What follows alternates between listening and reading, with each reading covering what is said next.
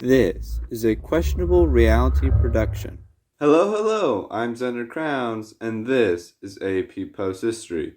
Now let's get started. Today we'll be covering topic 3.1, the collapse of the Salmonites. And it seems we found ourselves in a new unit. So I am sure many of you are tired of the endless talk of the Salmonites and salmon in general. And well, the Salmonites too grew tired of this ideology, shockingly. Maybe you guys could be friends. The Salmonite collapse was more like the splitting of a rock by erosion than the sudden collapse of a house of cards. Part of this was that they just seemed unable to elect competent and capable presidents and suffered under terrible leadership from the likes of President Pronounceable. My name has salmon in it, Capistranus Jr., no relation, and even an abnormally large spider, which was actually their best one. It was relatively scandal-free. A few massacres here and there, but leadership quality seemingly peaked with Capistranus and was forever then in decline. The Missal Council, which maintained the theology in the empire, found its base of believers rotting away, for the council seemed to care very, very, very little about the sanctity of the Samnite faith, and were more of just endlessly bending it this way and that way to justify whatever they wanted to do. In fact, when the council faced criticism for taking an expensive beach vacation on the taxpayer dollar, suddenly a large overlooked saying in the Samnite record would be brought up talking about how religious counselors needed expensive trips to the beach every once in a while to rejuvenate themselves. So such a trip was not for leisure, but it was because they were mandated to do so. Moreover, there was the re-emergence of faiths and religions from the pre-apocalyptic times, which were preserved by the Siaz people. Plus, people kind of became tired of all the constant talk of salmon. With the salmoning so far removed, people wanted to look forward to a brighter future instead of being tied to some ancient catastrophic past. The Missal Council could not adapt to this desire. Then the Samnites fell into a deep financial crisis. Never a good sign when you're already having so many other problems. This crisis occurred when the infamous and entrenched F/D holding company was granted full corporate personhood, but then promptly ran away to join art school. Yes, it was decided corporations didn't just have a few rights here and there as if they were a real live person, but had all the same rights, privileges, and qualities as a real live person. And upon this ruling, every corporation suddenly transformed into a human being.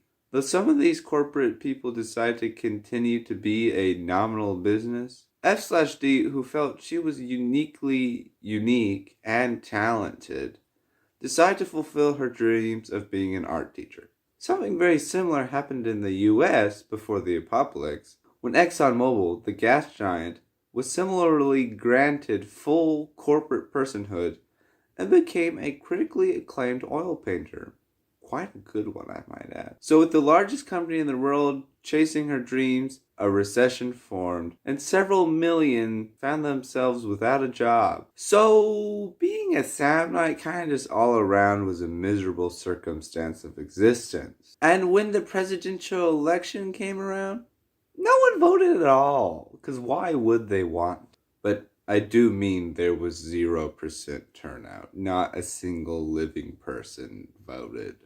And with no one elected to replace the outgoing officials, the government was just slated to be entirely dissolved.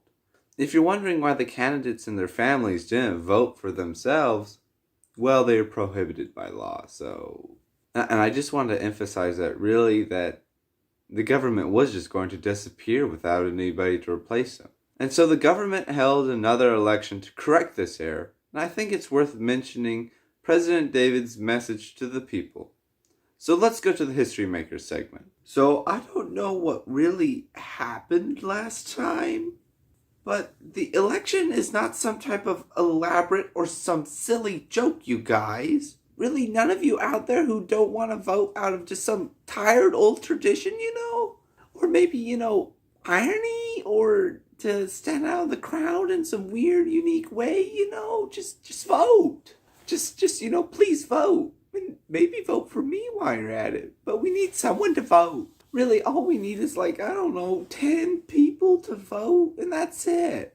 We just can't have the government dissolve out of a lack of desire. Unfortunately, the government did not succeed in convincing people to vote for a president and representatives, but they all decided to vote for a write-in candidate, which was nobody. The government tried one last time without a write-in option, and once again, no one voted. And thus, when the presidential inauguration and swearing-in day came, no one was president. And so the government was just gone, and the empire was left without any officials.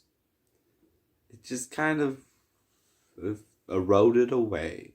Some conspiracy theorists, centuries later, of course, would talk about reclaiming the ancient Samnite government since it was never overthrown or officially replaced, but simply abandoned. And that's it.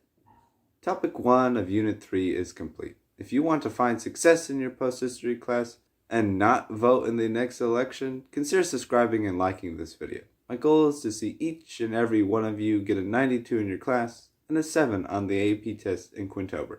Alright, Xander Crowns, checking out.